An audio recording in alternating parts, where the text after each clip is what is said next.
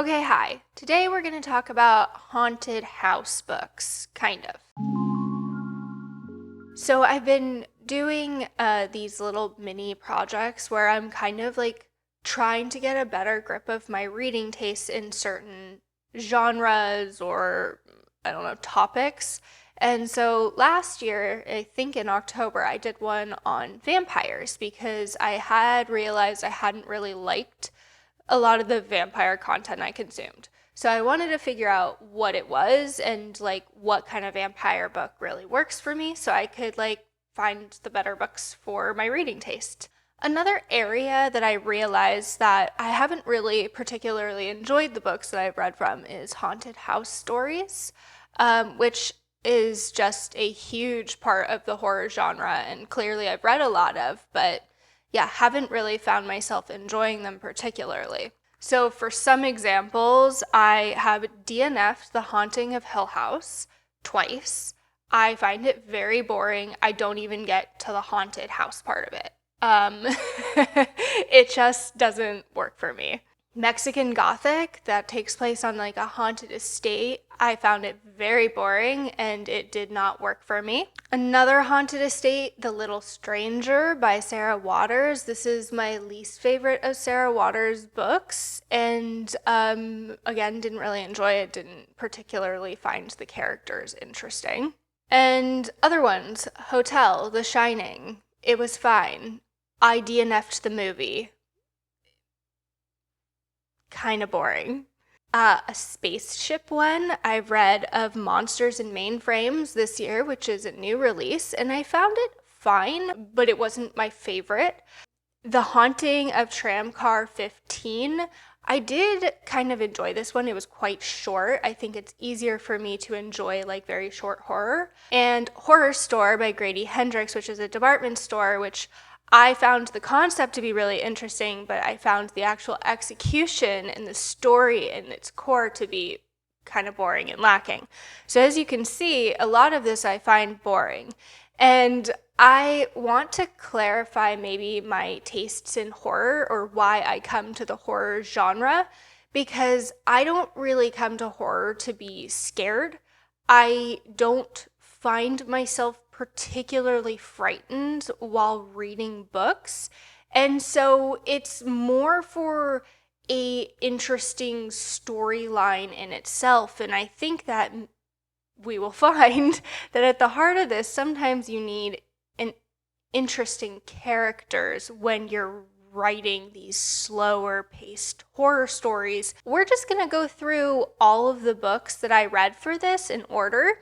And I'm going to kind of talk through the story itself and what worked for me. So I shouldn't be getting into any spoilers, but I'm not necessarily going to be reviewing the book holistically like I normally would in terms of how well the book was written, though that will come up at least once, and just general quality of the story. I'm looking at these more through the lens of the way the haunted house story or the haunted place story was told and what I did or did not find worked for me. Okay, so the first one I started with is Play Nice by Rachel Harrison. This just came out within the past few months, and I read her most recent book before this, So Thirsty, I think, for the vampire one. So I figured this would be a nice way to jump in because I enjoyed for the most part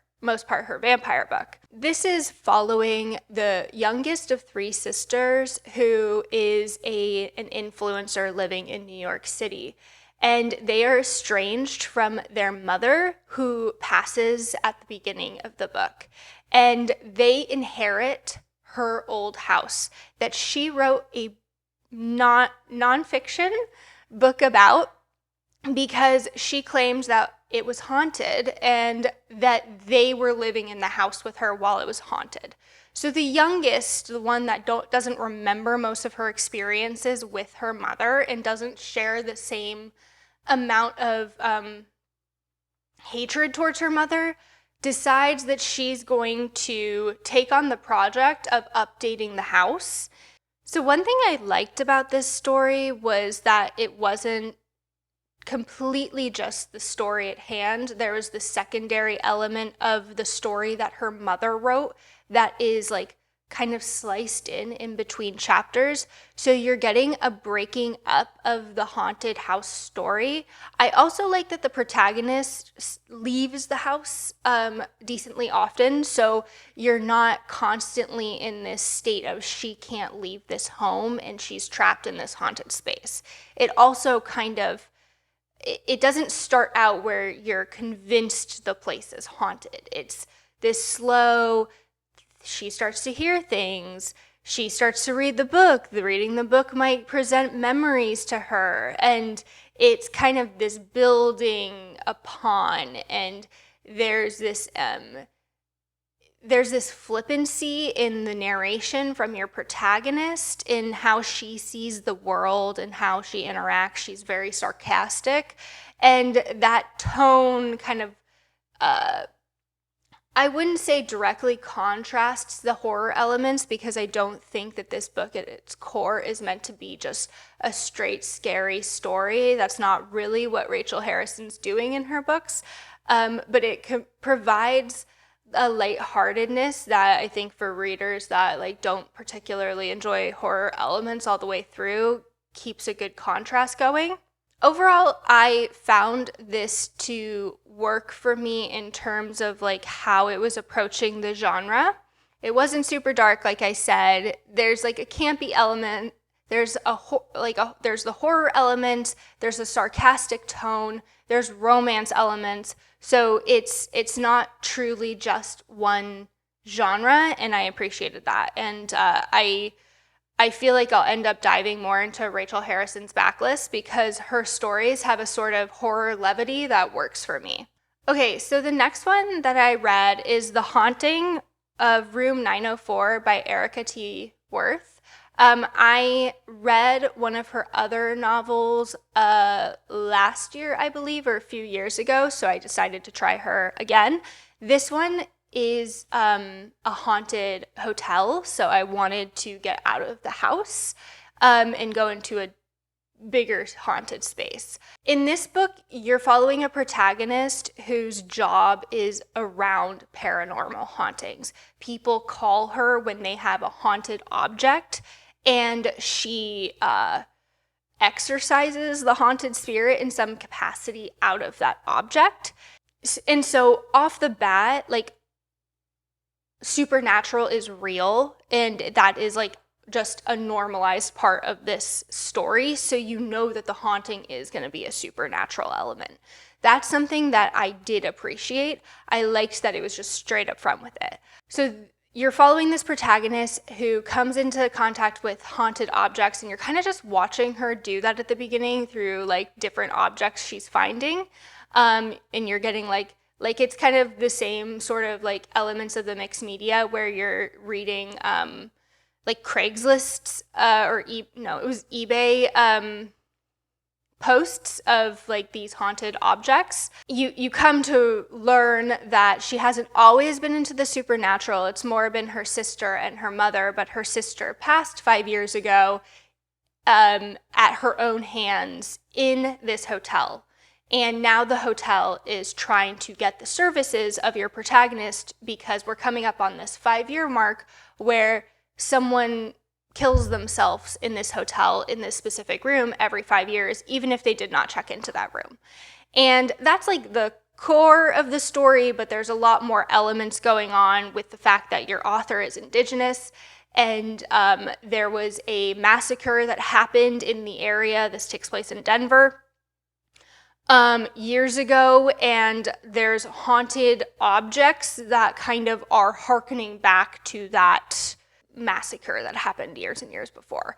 It has a lot of elements of a story that could be interesting, but the execution was just really bad. So it was really hard to get into the story because I liked the ideas of it. I liked we're not just in the hotel the whole time. We're running into haunted objects out in the real world. We believe everything's haunted from the get-go. I thought that she was trying to do some interesting thematic things with the Indigenous aspects and the massacre that happened and kind of painting a historic context onto the narrative.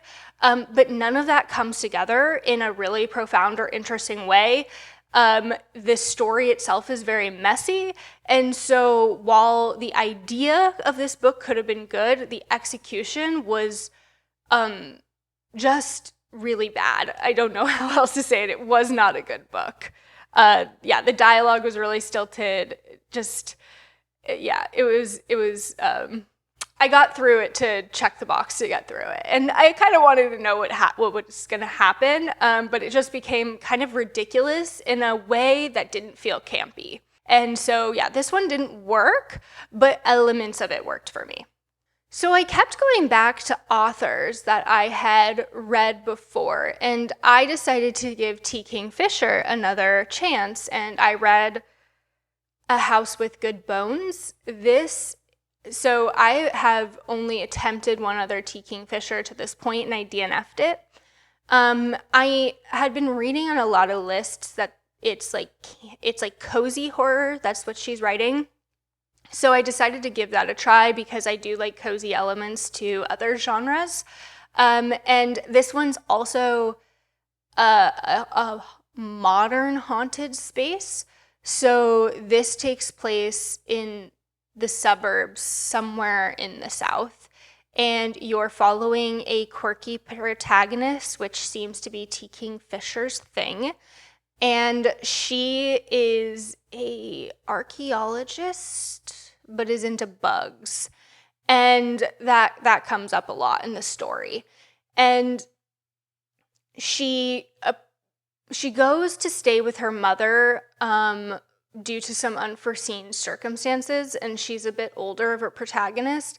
And her mother is acting strange, and there's weird things going on in the house. And you learn that the house actually belonged to her grandmother who passed a while ago, and her mother has been owning the home since then. The house itself is only 30 years old, so it is kind of an interesting location for a haunting, but it does leave less of a question around who or what may be haunting it, given there haven't been many owners of the house.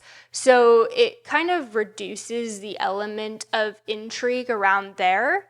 The story itself is quite quiet, and there's not much going on, which I don't dislike in a book. I can read books that have very little plot, but I do have to enjoy the characters. And here I found the character work leaving something to be desired. It's very flippant, and I just think this is TKingfisher's style. I'm actually reading another one of her books right now, and I'm seeing a lot of parallels. So I do know a lot of people love and adore TKingfisher, so I think this works for a lot of people. However, it's just not something that really pulls me in personally.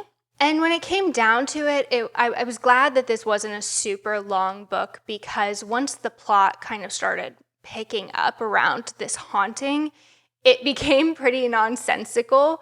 But the story itself wasn't super nonsensical up until that point. So it was lighthearted in nature, and I guess I keep wanting to call her work quirky, but it's like quirky for me. It feels like really forced. And so, overall, I just found this book a little boring and leaving something to be desired. It was just a haunted house story. That was kind of all that was going on. Okay, so then at this point, as you can tell, I was like, I need something more. I need something with like a little bit more thematic content.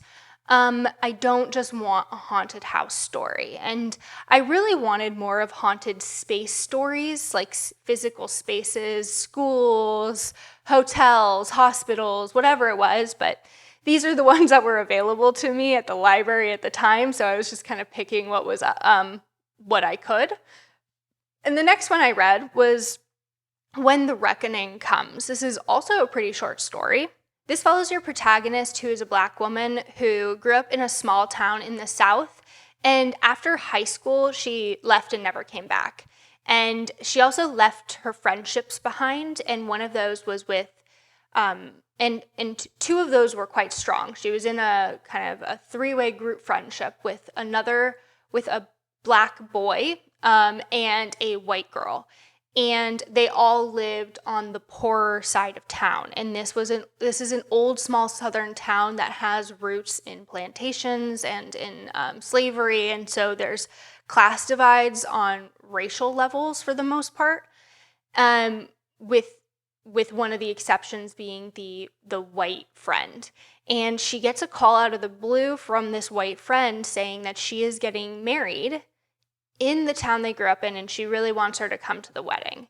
So she decides to come, and it's happening at an old plantation. And this old plantation was deserted when she was a child, and there is a crucial moment in all of their friendships that occurred on this land that splintered them in such a way that they ended up in the state that their friendships were in decades later, where they were not really talking. It kind of centered on this location. So she decides to go, and this plantation has been updated, and it's very uncomfortable because it's a tourist attraction, and they have Black workers acting out slave labor. So she's witnessing that, and also like coming to terms with the friendship and where those things led between her white friend and her Black friend. This one is a lot more thematic in nature than the rest of the books that I read. It's really grappling with the historical context of slavery and the atrocities on that land, and how the folks that live on that land never escaped it.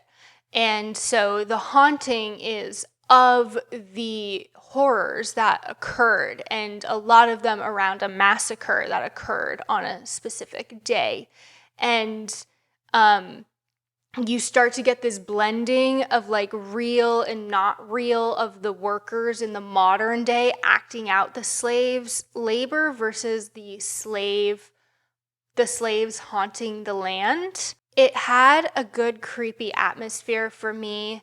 It had parts that like actually like kind of creeped me out a little bit at times, with true horrors that have occurred in this space, which I think made it feel like a little bit more real.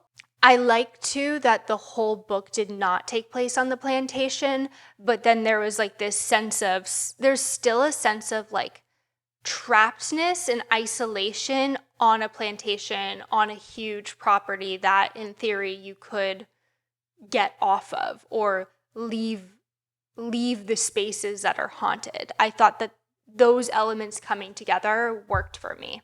Okay, so then we got away from those elements of like thematic content and stuff, and I ended up reading another genre blend of a sci-fi horror.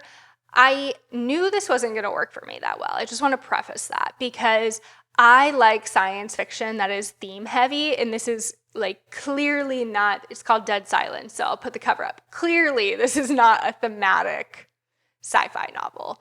It is a sci-fi in space horror, isolated, on a kind of like a cruise liner ship. So you're following this protagonist, and she is not the captain, but she's in charge of this crew that is like kind of shucked out into the middle of nowhere. And they start hearing like an emergency signal, like that's on an old line that's never used anymore. And they figure out that it is this like old, like 30 plus year old, like kind of cruise lining ship that was made for like the rich. And it had gone missing pretty quickly into its voyage. And there were a lot of celebrities and stuff on the ship. Meanwhile, this kind of interacts with your protagonist's past, where she experienced an issue on a ship where she was one of the last people standing when she was a young child.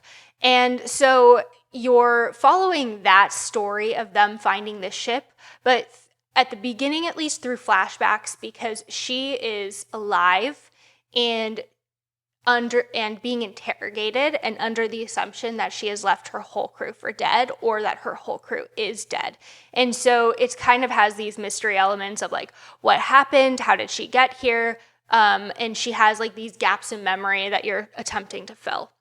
So this read so much like a sci-fi horror script. Like it felt like it was made to be like a B-rated movie. Like I kept thinking of, I'm not a big movie watcher, but I kept thinking of the movie The Core, because it was just like following all of those like plot points of like, you have this cranky character who dies and you have the scared character and like you have it just every single cliche possible it checked the box for. It was actually quite funny because I was explaining the plot of this book to my partner as I was reading it, and we were like predicting what was going to happen, like who the bad guy was going to be and who was actually going to be alive and all this stuff. And like about 90% of what we predicted, and he wasn't even reading the book, I was just telling him about the book. 90% of what we both predicted came out to be true. So it was just like very on the nose. If you've watched these types of movies, you kind of knew what was going to happen. It felt like a new skin on something you've already seen. So the lack of depth in the characters, the predictability of the plot lines, and the kind of like absurdness of that, the mustache twirling villains, it just didn't really work for me. But again, I knew it wasn't going to. I just wanted to confirm that that was not a genre blend for me. And I think that if you do want a sci-fi horror genre blend, the one I mentioned at the beginning, which is called Of Monsters and Mainframes, is a better constructed novel. So I had been doing a lot of research for this project, and a book that kept coming up on every single list of like modern, recent horror haunted house stories that you need to read is We Used to Live Here. So I decided I had to read it since it was on like every list. And in this, you follow a couple, two women who flip houses together, and they buy an isolated house somewhere in the Pacific Northwest. And one of them is home, like the main protagonist, and there's a knock at the door, and it is a family, and the man is saying that he used to live here, and he wants to take a tour. And it's a little weird. Like it starts out kind of, you're already questioning the motives of these people. It kind of just goes from there. They're in the house, a storm happens, and no one seems to be making sense. No one seems to be following the normal social contract. And tons of really weird, awkward social faux pas are happening. And there's also like weird conflict between her and her partner. And this is really at its core a psychological thriller.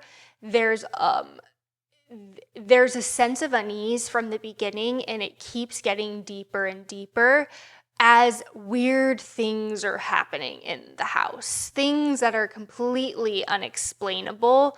And she does leave the house multiple times, and that eeriness and strangeness still follows her. And so I found this one to be the only one where I was like truly like had that pit in my stomach, or like had that tightness in my chest where I was like, what is going to happen to these characters? You're questioning people's motives, you're questioning their relationships, you're questioning like your protagonist as a narrator, because she's having like weird internal conversation and dialogue. She's questioning the reality of things, which makes you start questioning the reality of things. Overall, I thought from a psychological, like, horror perspective, this was really well done. There is, again, this like mixed media part that I think was across a lot of these stories that I quite enjoyed. And this one, it was following like forums and articles around homes and like strange happenings in homes where people are like, said that they broke into a house, and then one of the people that they claimed they broke in with never existed. It's just like weird happenings, and you're not really sure. Oops. And you're not really sure how these connect to the story at hand. But it does eventually all come together, and there is quite an interesting plot twist that I really enjoyed. It's this, I'm not going to talk about what it is, obviously, because it's a spoiler, but it's this like, there's this sense of like trapped anxiety that this type of storyline gives me that makes me personally like the most uneasy. And so I think that like that just struck a really good chord for me as a reader in terms of like what actually frightens me, which doesn't happen, like I said, very often in books. So this one was my favorite, followed by When the Reckoning Comes. Those were definitely the two best. And I decided I was going to stop on a high, and that was going to be the end of my reading project for this. So now I'll just do some like wrap up of like what did I learn? I think that something I already knew that has been confirmed by this is that a haunted horror or a haunted story is not something that I just am going to come to because it's a haunted place. That in itself isn't enough to hook me. There has to be something else that's interesting that's going on. It has to have characters that I'm interested in if it's like kind of a quieter and slower paced book. The genre blending has to work well for me. And I think that I'm much less forgiving in this capacity of a novel that isn't super well constructed, because it's so, not tired, but it's such a used space and type of horror book. So I also like the elements of connecting these to different genres. I think for me, it freshens up the narrative a little bit. I think that I also already kind of knew this, but I don't really like the isolated elements of it. I'm not a huge isolated closed circle sort of person. I prefer when the book kind of expands a little bit more, and I liked that when that expansion, it kept the horror elements going. So I liked that in the one I didn't like at all, the Haunting of the Room one, I liked that there was still the horror elements going on in different areas, and it was not just held to the haunted hotel. I also liked that in the last book I read, We Used to Live Here, there was creepy energy that was still happening when she was at the neighbor's house. I enjoy those sorts of elements to a book like this. I think that another element is that I'm more attracted to the idea of non-home hauntings, which is what I wanted to read more when I started this, but those books were not available at the library at the time, and I was reading these like back to back very quickly over the course of a few weeks. So I was just taking what was available to me. So when I'm more discerning and I'm just kind of like pulling these into my general day-to-day reading, I think that I will be more interested in reading haunted space stories that don't occur in a home necessarily.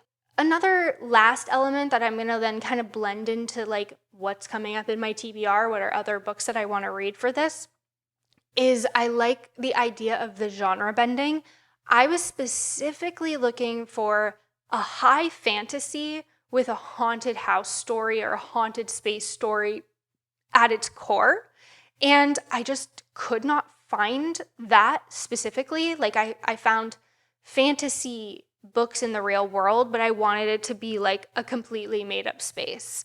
And so If you have any recommendations that match that in my general notion around haunted spaces, which isn't just like strictly speaking a haunted home or a haunted infrastructure story, pop those in the comments below, because I'm definitely curious to see what is out there, and that's something that I like want to actively explore if I could find those books. A few other books that are on my TBR for this that I think will work for me. The Good House by Tananarive Due. This is a reformatory school. I think this is the one that's the school. Whichever one that is the one that I want to read. That blends like the historical aspects with Jim Crow laws and the atrocities, I believe, that happened at the school, but in a modern or a more modern setting. That one sounds like it would work really well for me, though it is quite a long book, and I usually do not like long horror, so we'll see.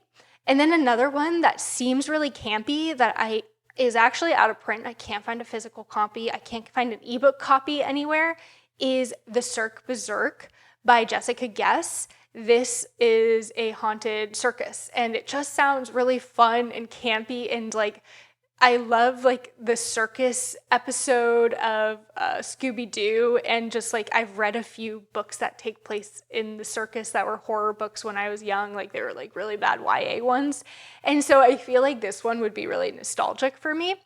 But that is all I have for this video. Yeah, let me know if you can think of any like haunted house, or haunted not house, but infrastructure, I guess, books that kind of fit this niche that I'm looking to read, because I would like to keep combining these into my reading as time goes on. But that is all I have for this video, so until next time, happy reading.